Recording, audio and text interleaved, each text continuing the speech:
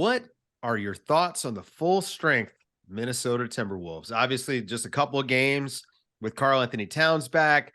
Then they were missing Anthony Edwards for a couple of games. Now, I don't know if we can say that they've been full strength because they have the flu. They have a stomach flu going through their team. And I do think that in the game that was Wednesday night against Phoenix, they did look late in the game. They just looked slow. They looked tired. They look like a team that had the flu running through them. So I don't really know if we've got enough. I don't know if we've got enough data to make any sort of estimations. But maybe there's stuff that we can sort of piecemeal here. Number one, I think Anthony Edwards is the number one option, especially late in games. This season, he has proven that that's their guy. And when they've gone away from that late in games, it has not gone well for them.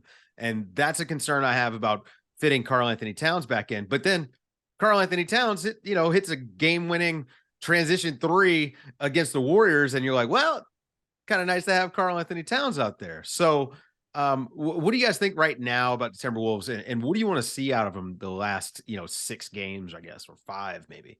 First of all, shouts to Carleton College's own Jeff Massoy, several years behind me. But I think that as you're saying, like some of their best stretch of the year was when Towns was hurt. They had kind of maybe shunted D'Angelo Russell off to the side, and they closed games with Edwards as the ball handler, Gobert at the center, and three versatile, switchy, lengthy guys in the other spots, whether that was some combination of Kyle Anderson, Taurean Prince, Jaden McDaniels, or whoever else. I thought that was their bet because A, it had a lineup that could guard people. B, that like everyone kind of knew what the plan was. And now that Towns is back, it seems like they're back to try to sort of, is it me? Is it you? Are we, what, how? And there's a little bit of that hesitation and everyone's maybe trying to do a little too much. And that's whether it's Towns taking shots, whether it's Gobert trying to set the best screen in the history of the world to get someone open and then gets called for an offensive foul, or whether it's Edwards trying to hit an 8-pointer when they're down 8 with about 6 minutes left in the game. Where they had a secret in that game we're talking about. They got about 7 offensive rebounds in 3 possessions. I don't think they scored because they just kept taking terrible, jacked up shots. Well, it was the refs. The refs were trying to get the Suns. But it's like, if we just make one of these, the game will be tied. It's like, no, you'll still be down 5.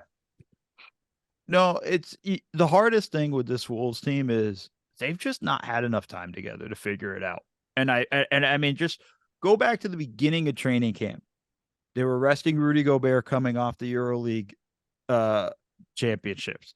They were Karl Anthony Towns got really sick. Remember, like he lost a ton of weight, all of that stuff. So they basically lost training camp. Anthony Edwards came into camp fat and out of shape and really loved Popeye's chicken, apparently. And then, through even the early runs of that stuff, you had a situation where then Cat goes down with an injury. And they struggled right away off the bat. Then Cat goes down with an injury.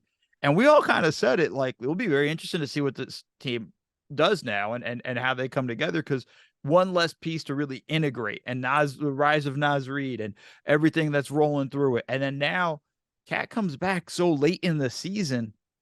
I don't know what to think of this team at this point, because I don't think they know in that sense. It's just because they've not had any time together to really figure this whole stuff out. And I think that's the ultimate challenge for them going into it. So, I hate to have this answer, but like, I don't know.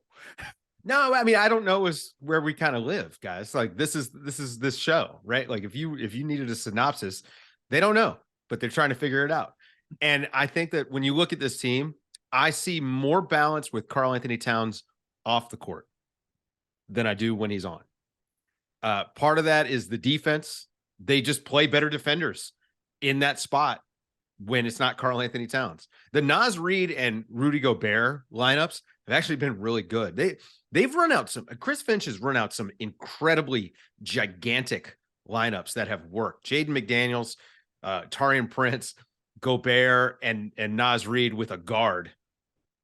And sometimes no guard. I mean, it's really fascinating what they've got from a personnel perspective.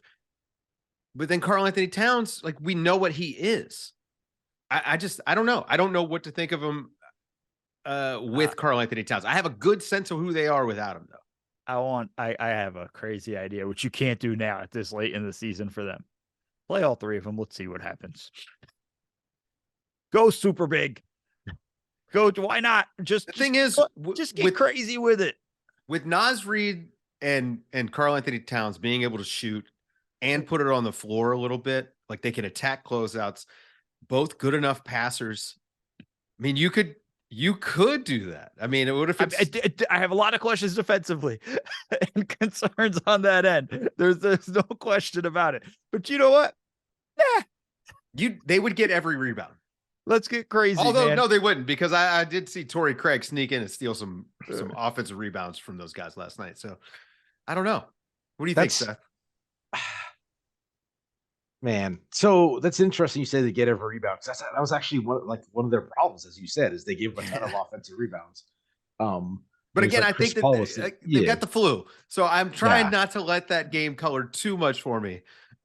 Because I do want to give them the human benefit of the doubt. Yeah, no, it's what Mo said. Like, they just haven't had enough time, and this is not a roster that, like, there's some lineup combinations, some players. Like, part of the reason why we're a little bit bullish on the Suns is Kevin Durant is not for a that level of player. You don't actually have to do all that much to integrate him, right? So he just kind of plug him in, and then we got Kevin Durant over there. That's nice. Whereas if you've got, Rudy is a pretty specific player. Cat is frankly a pretty specific player.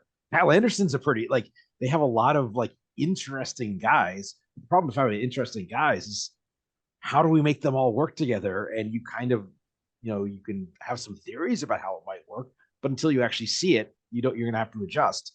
And when have they had a chance? This is probably the first time all season that they've had all of Anderson, Gobert, and Towns available. And those are three of their five most important players.